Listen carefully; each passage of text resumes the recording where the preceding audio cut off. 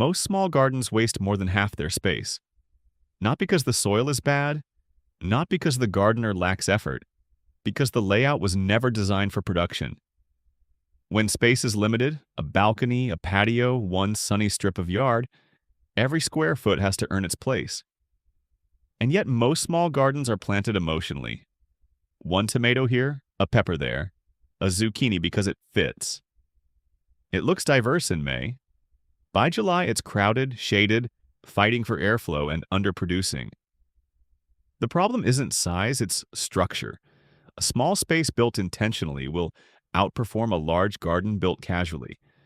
And a single 3 by 3 foot bed, just 9 square feet, can produce over 50 pounds of food in one season if it's laid out correctly. The mistake most people make is optimizing for variety instead of yield density. Bigger does not mean more productive. A 4 by 8 raised bed, 32 square feet, planted with 4 tomatoes and some herbs might produce 30 to 40 pounds across a season. That's roughly 1 pound per square foot.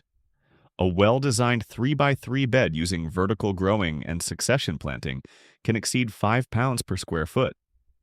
The math isn't complicated. It's just ignored because most advice assumes you have unlimited room. In a small garden, you can't afford to let one plant occupy the bed for 5 months and only produce for 3 weeks. Every zone must produce continuously. That is the principle behind this layout.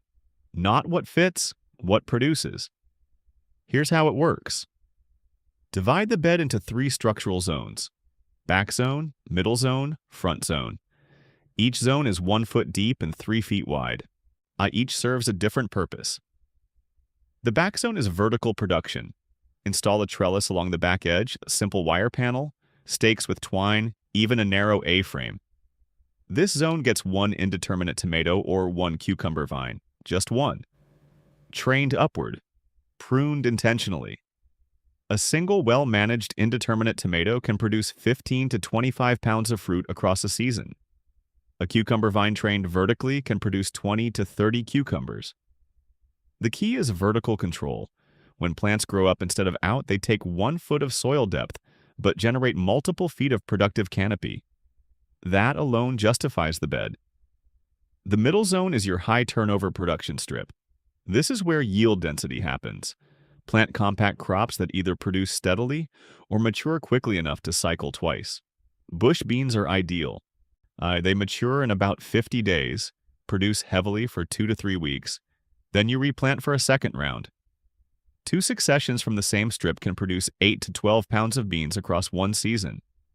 Alternatively, 2 compact pepper plants spaced evenly can produce continuously from midsummer until frost. The rule for the middle zone is simple: no long idle periods. Whatever goes here must either produce repeatedly or finish quickly enough to allow a second crop. The front zone is the cut and come again zone. This is the most underestimated part of small gardens. Plant lettuce, spinach, or mixed greens across the entire front strip.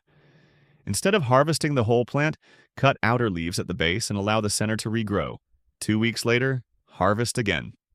A single 3-foot row of lettuce can provide salad multiple times from one planting. When temperatures rise and greens bolt, pull them and replace with chard, radishes, or another fast cycle. The front zone should never sit empty. The moment one crop finishes, the next goes in.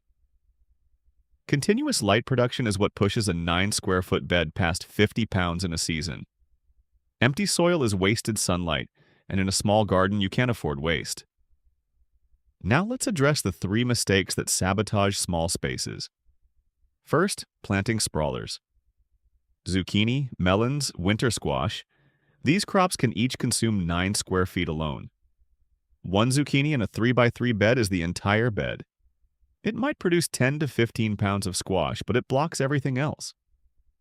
In large gardens, that's fine. In small gardens, it's a space monopoly. Choose vertical or compact crops instead.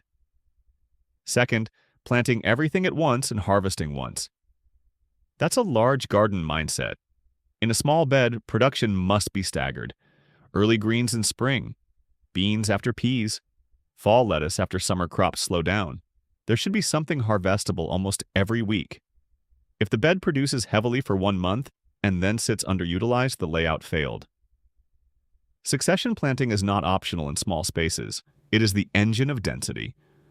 Third, ignoring vertical space. Your bed has 9 square feet of soil but unlimited vertical air above it. A 6-foot trellis doubles productive surface area without increasing footprint. Tomatoes, cucumbers, pole beans all climb with minimal support. If you only plant at ground level, you're using half your garden. Vertical space is free. Use it. And a few practical details make this layout perform at its best. Soil quality matters more in small beds because root density is higher. Use a compost-rich mix at least 30% compost blended with quality garden soil. In 9 square feet, nutrient deficiencies show up fast. Refresh lightly with compost between crop cycles. Watering must be consistent. Small beds dry faster because they have more exposed edge relative to volume. A simple drip line running through the bed keeps moisture stable and foliage dry. If you hand water, water deeply and less frequently rather than lightly every day. You want roots growing downward, not hovering near the surface. And sunlight is non-negotiable. 6 hours minimum. 8 is ideal. If your space only gets partial sun, you'd shift the anchor crop to something shade-tolerant like greens instead of fruiting crops. Here's what a realistic season looks like. Early spring, front zone greens go in. Peas or another quick crop can occupy the middle. The trellis is installed in the back but waits for warm weather. Mid-spring, tomato or cucumber transplant goes in the back zone. Peas finish and bush beans replace them. Front zone greens are harvested weekly. Early summer, tomato climbs, beans produce, greens are rotated. Midsummer, tomato harvest peaks. Second round of beans goes in. Front zone transitions to heat-tolerant crops. Late summer into fall, tomato slows. Middle zone shifts to fall greens. Front zone returns to cool season lettuce.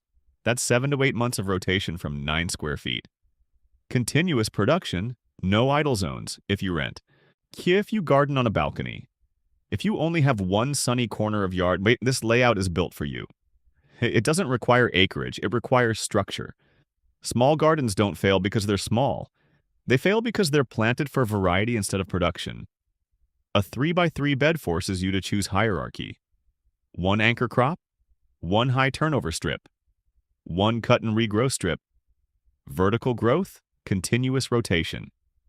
That's it. And here's the real advantage. This system scales. Once you master one module, you replicate it. 2 beds, 3 beds, each identical in structure. Predictable maintenance, predictable harvest, manageable scale.